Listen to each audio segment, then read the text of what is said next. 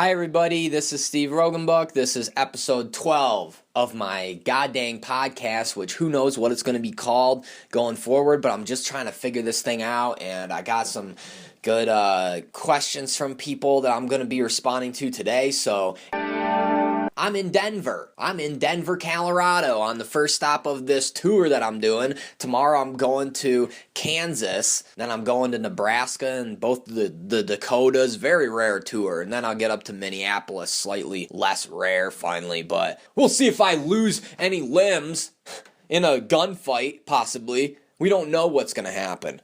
We never know what's going to happen in life. You know, one of the possible titles for this podcast that I considered is I Will Die Podcast. Who would like that name? I Will Die Podcast. Seems kind of funny, but seems also very important to always check in with yourself. Really I'm going to die. You're going to die. You will literally die. So what are you doing being shy? What are you doing being nervous about something that really doesn't matter, and you know it doesn't matter, but you're just a little bit nervous about that you're going to be a little... But you will die. You will die, and then who cares? Then you won't even be around to see what people think of you, so that gives me a little bit of strength, and it might give you a little strength too, but I don't know. I might still call this podcast Read Poetry and Eventually Die because I might read some poetry on some of these episodes. I might start doing it regularly, maybe read one poem per episode or something. That could work. I also considered swiping it over to Eat Fruit and Eventually Die podcast. What about that? Would that suggest too much that it's about fruit or about nutrition or eating or anything? Or is that a more broad name?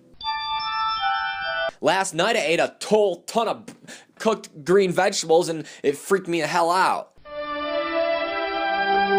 First question I want to address today is this question about bananas and why I love them or talk about them so much and why I eat them so much. And you may have seen me post smoothie recipes where I'm posting about like 6 bananas, 2 cups of strawberries, whatever, you know. And the other day I ate 13 bananas and I tweeted about it. But then the next day I ate 12 bananas without even thinking about it or trying.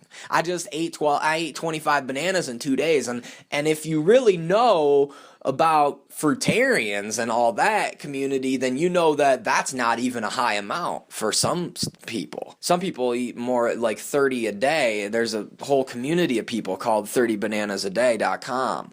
So my appreciation of bananas was definitely influenced by this high-carb, raw vegan communities online and various people who talk about that. Joseph Kendrick, twitter.com/JosephXKendrick, came to stay at Boost House last year, and so he was eating that high-carb vegan way, and I sort of took that influence from him. But bananas are truly a powerful food for humans, and I'll talk about why. Now, first let me say there is potential ethical issues with the sourcing of bananas, and in the same way as with coffee and chocolate and sugarcane, there's been a lot of things I've heard about child labor and slave labor in these other countries where they are harvesting these things. So it is pretty important to think about that and like sort of see like, can I get fair trade? Can I get some way to ensure that the workers are not being like truly like enslaved? Like it's truly ridiculous. So I'm working on that, especially when I buy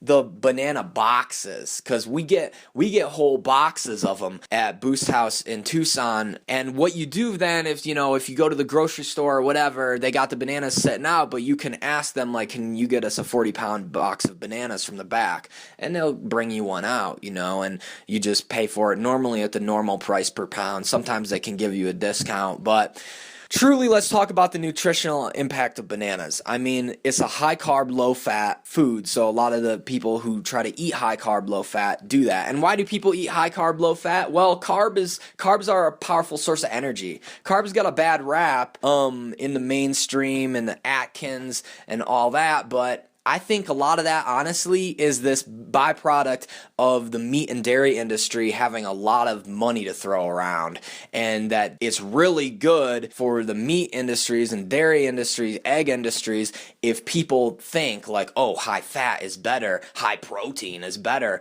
than high carbs. Because basically, if you're eating high carb, you're eating high plant food. Mostly plants, because fruits are carbs, grains are carbs, vegetables have a good amount of protein. Actually, a lot of people don't realize that, but it's a lot of carbs too. And then nuts, you get more fatty, and avocados are fatty. But so basically, high carb, I don't know what to say about it. It's a good source of energy. It works well with your body. A lot of times, the higher fat diets have been linked to a lot of different health problems, especially if they come from animal fats.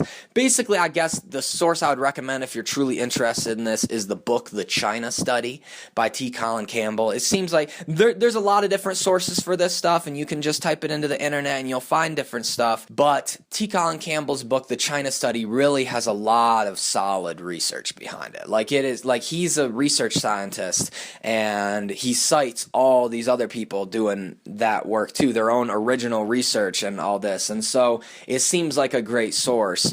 Let's talk about bananas specifically, though. Bananas aren't just carbs. They got water in them, like most fruits and vegetables do. They have fiber in them. They have potassium, which is what everybody knows about. But here's the thing. Sometimes people think you're going to get potassium overload if you eat too much bananas. People comment this on my pictures on Instagram where I post about my smoothie with 5 bananas. They're like, 5 bananas? You got to watch out for potassium overload. But if you look at it, at least on the apps I've used, the information I have, 1 banana gives you about maybe 9 or 10% of the recommended daily value of potassium, which I don't necessarily always trust those RDAs for recommended daily amounts, but you could eat 10 bananas and you'd only get to 100% of what you're recommended. You eat 13 bananas like I did the other day and you're barely over it.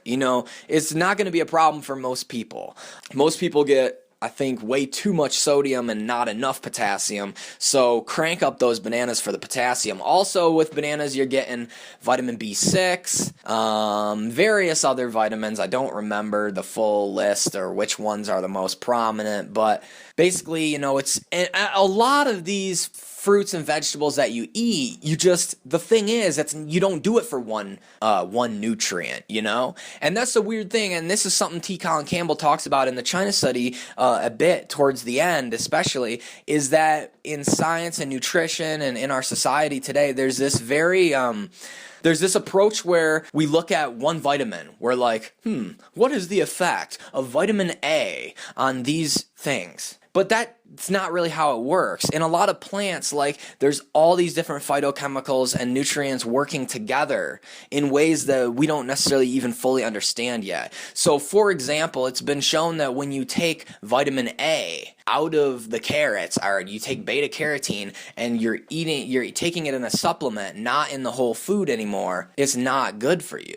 It's actually not good for you to get vitamin A supplemented. This is what I heard, and I don't have all the info. I don't remember what things it's correlated with. That's a problem. But basically, you eat carrots. It's great for you. But you take vitamin A as a supplement, it's not good for you. So, this is something to think about and something to think more holistically. You know what I hate the most? I went into grocery store in Tucson, and there's this, I actually got it because I was letting loose that day, and I had good memories of this cereal from childhood, but I got Frosted Cheerios, and I don't recommend eating it. Truly, I do not. It doesn't even fill you up. It's like I feel too jittery from the sugar before I can even get full on it, and it's not good for you at all. So anyway, though, I was eating this Frosted Cheerios, and I was looking at the box, and it's telling me that because it has 3 grams, I can't remember the exact amount, but it had some amount of grams of soluble fiber. Therefore, this cereal can help you reduce your risk of heart disease or whatever. It has whole grain oats as one of the top ingredients, so therefore it is healthy. It has this one nutrient. Oh, by the way, this has 25% of your vitamin D of the day, so it's gonna save your life. It's no, it's not like that. You can't just take this nutritionally devoid piece of crap food and then inject like some vitamin C into it and it's going to be like great for you. That's not how it works. Everything works together in these ways. And so basically eat more fresh fruits and vegetables if you can. Like if you have access to it, if you can get it somehow, that's what's going to really help you. Fresh fruits and vegetables, and then, whole grains and whatever else, but it's all about them fresh fruits and vegetables, really. That's what the magic cure is. And also legumes. I've been hearing more and more great stuff about legumes, so I've been slamming the beans on this tour. And I came up with this term, actually, I don't remember who said it first, but me and Tom Melton, a good friend who's now living in Pittsburgh, on my last tour, we were talking about beans, and I do this thing where I'll get the bean cans and I'll just eat the beans right out of there. Sometimes I'll just pour them in my mouth out of the can, uncooked. And we came up with this term when we were doing that with garbanzo beans. That's called slammin' the Banzos. You guys like that term? Hit that up, use that in your life if you're ever slamming the Banzos. You're eating garbanzo beans. You don't necessarily have to be out of the can directly, but just, slam them Banzos. I love that terminology. Anyway, so bananas are a great staple. They really should be a staple, and there's a lot more you can learn about this too. I'm not 100% convinced by all the fruitarian people, but it is interesting perspective to really think about this thing. Like, why have we not considered that fruit could be the basis for full meals? Why do we always think, one piece of fruit, 2 pieces of fruit? Really, like, what if you sit down and eat 10 bananas? You don't even need 10 bananas, most people. I eat like about 5 bananas and I'm pretty stuffed for a while. And then I do get hungry again because it's only 500 calories usually. But like, that's a pretty good breakfast to get your day going. 4 bananas, 5 bananas, 6 bananas, 9 if you're really, amping the heck up. That's a pretty good, and it's easy for your body to digest all that food at once. They call that mono meals in the fruitarian culture. I dug somewhat deep into fruitarian culture over the past year. There's this book about it. The main book about it is called 80-10-10, and it's by Dr. Douglas Graham. And like I said, I don't endorse everything about it necessarily. I don't think it's the answer, but for some people, it really is the answer. I think it's the ideal, A lot of people couldn't even probably afford that, though. The thing is, like, fruits and vegetables can really add up if it's your main thing. So that's why I do think it's nice to have a lot more cooked starches in there. Get some rice, get some potatoes. These are much cheaper foods. And then you get, the fruits and vegetables on top of that in plentiful amounts still, hopefully. So that's some thoughts about bananas and why I love them and eat them so much. And they're just so ready. And so what's easier than waking up and eating 5 bananas and you're ready to go? Now, the only last thing I'll say about bananas is that to think about the ripeness, and you can look up stuff about this online. A lot of people argue that a banana is not truly ripe until it's spotty and until it like opens pretty easily, like it's getting a little softer, okay? And I know that in our society, it's more common for people to eat the just yellow bananas without spots, and sometimes even the green bananas. So, that can be a personal taste difference, but I've found that it is like easier to digest more of them and stuff, and it just like works better in my system when I do have them spotty. So I usually only eat spotty bananas. So anyway, that's something to think about. But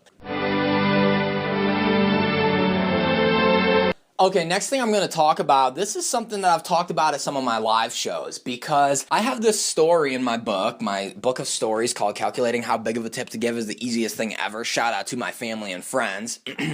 This story is about this person named Amy who runs a restaurant, and in the restaurant, anything can happen in there, and that's the point of the restaurant, is that they try to have weird stuff happen so that you have this wild experience where you're like, oh my God, I will never forget this moment. And in the story, all the examples that are given of this is stuff like, oh, a dead horse falls from the ceiling during lunch, and it's like, oh my God, everybody's shocked. Or, the waiter brings a dead lawyer to somebody's table instead of food, and it's like these kids are like, what the hell is going on, Mom?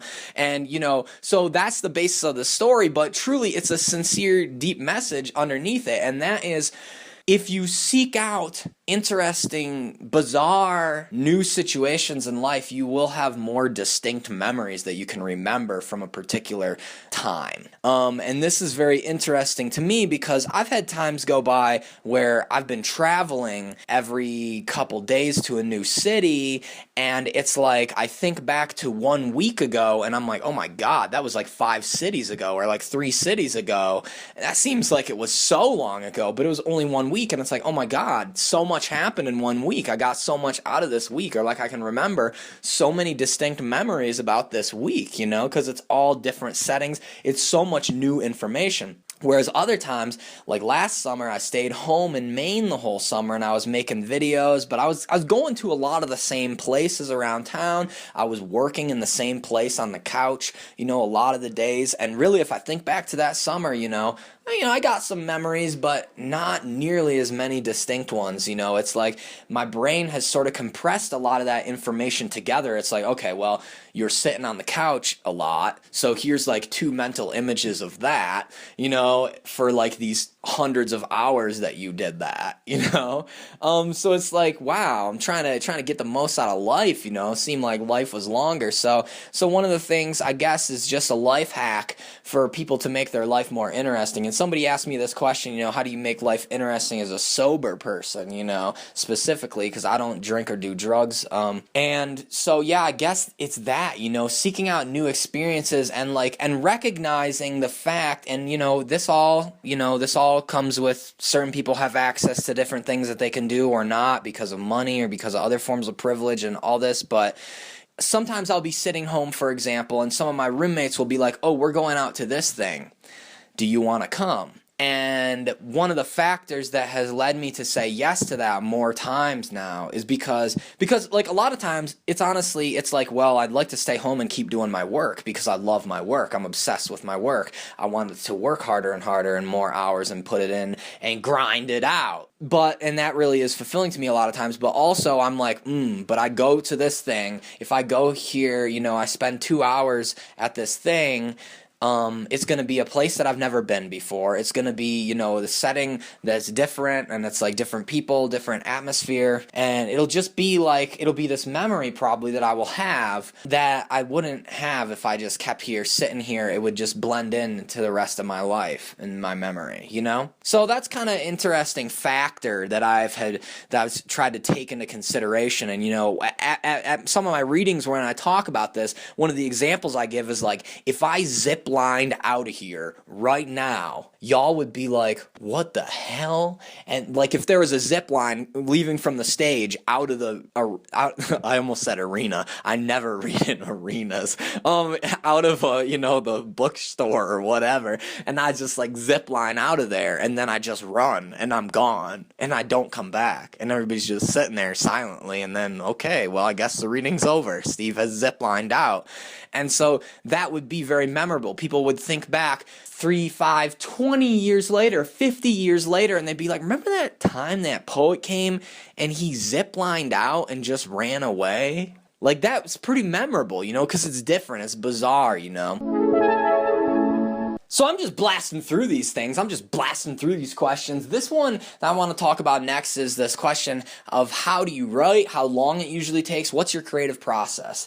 And basically, I haven't been writing that many poems, like poems that look like usual poems that much lately, but when I do, and even when I do other forms of creative work like this podcast and like my videos, what I do is I try to get in a good flow for recording this first draft. I draft a lot of material, and I try to not give myself too much limits or too much, I just write. When I'm writing a poem, I just write these different things. I try to generate lots of material because I always know that I can go back and delete any material I want. So really, it doesn't matter if a lot of the lines suck. I just need a few good lines. You know what I'm saying? So, a few good lines is so powerful, Sometimes I have like a 3-line poem, or if, even the medium length poems is like 10, 20 line poems. So it's like, you don't need that many great lines for it to work. So basically I'll just write out a few pages, I'll be sort of like drafting in this in this mood. I'll get the mood that I want. I'll talk about the same person or the same things like over and over, sort of different ways, and I'll draft a lot of this out. And then as I go, maybe after I get a bit accumulated, I'll go back to the beginning. Now, oftentimes I'll be saving drafts all along the way. So I'll save this version, and then I'll go and I'll start editing earlier in it too, and I'll delete a lot of the lines. Most of what I do is deleting away a lot of the stuff that's not good, but I also will change certain words and just keep like reading it over, changing a word here, a word there, adding a line here, adding more at the end, and usually it takes me like a lot of the like medium length poems that I've written in that style of writing, it will be, a few hours of work like that. It might be 2 hours, might be 3, but I often will do most of it in one sitting, and then I'll come back and like make some more changes at least once or twice more. And yeah, when I do my videos, I'm recording an hour or 2 hours, oftentimes in smaller chunks. Like I'll do a 15-minute recording of me trying to be funny or trying to go on some rant about something that's important to me. And then, I'll have like 45 minutes or an hour and a half of video, and I'll go in and I'll delete, clip tighter, this, and I keep watching it over and over. Then once I get the basic structure, I keep watching it over and over and deleting the parts that get boring to me. And that's why a lot of the videos I think do have a high replay value for a lot of people. There are some people who say that they listen to my one video poem every day, every morning or whatever, and I think that's a lot because I've gone through and I've cut out all the parts that have gotten boring to me listening to it over and over. So it's really like only the most compelling stuff. That's what I try to do. I try to really respect my readers' and viewers' time. And so that's why I edit something like this. When really, like, maybe I could get away with not editing it, just totally free flow, and it would save me a lot of time and a lot of indecision and stuff. But it's like, I really want to respect your time and respect your attention. And that's what I try to do during my live events too. And sometimes that really undermines me though, because sometimes I'm performing live or I'm doing a live stream on the internet or whatever, and I'm like, am I being boring? Are people enjoying this enough? Am I, and it kind of undermines my confidence, and that can be a downward spiral if I'm not careful. So shouts out to that, but yeah, that's my general process, is just draft a bunch and cut away, try to make it really worth people's time, try to make every line count, every segment count, really cutting out all the boring stuff, all the stuff that's repetition, and here's a more specific tip when you're writing especially. Think about, like, maybe there's something you wrote that conveys something that's pretty important to you, but it's not really said in interesting language. You're saying it in the same words as anybody would use. You're saying it in the same words as your mom or dad would use, or a Hallmark card or whatever. And that's not, follow your heart if it is compelling to you, but a lot of times that's not really compelling. So a lot of times I'd suggest, like, keep going with that feeling that's important to you. Keep drafting more around that feeling, but try different ways of expressing it. Use different words, like fuck around with your prepositions or fuck around with the way you're using adjectives or something, do something that's phrasing it a little bit different, or like dancing around it a little bit different, like metaphorically. Like, have the feeling in your gut, have the feeling in your head and in your heart, so that everything that comes out of you is expressing some part of that feeling. But say it, try different things. Like, a lot of times the love poetry or the sad poetry that I write, that I end up liking afterwards, and which I like in other people's stuff a lot, is stuff that, like, wow, I don't know how they thought of that combination of words. This is not something that people would normally say, but yet I feel behind it what's there, something. It's like this sort of surreal dancing around the feeling in this, like, really beautiful way. So shouts out to that. Okay, well, like I said, I'm on tour, so I'm gonna go eat some beans or something. Maybe I'll slam some Banzos. I don't think I have any Banzos left though. Maybe I'll slam some black beans. Shouts out, thanks for listening. Keep giving me feedback. I really have no idea where this podcast is going exactly. I like the Q&A format, I think, but is it too broad? Is it too much, is it not held together enough? Are people gonna be like losing interest because of that, or what? Shouts out. Have a good day if you can.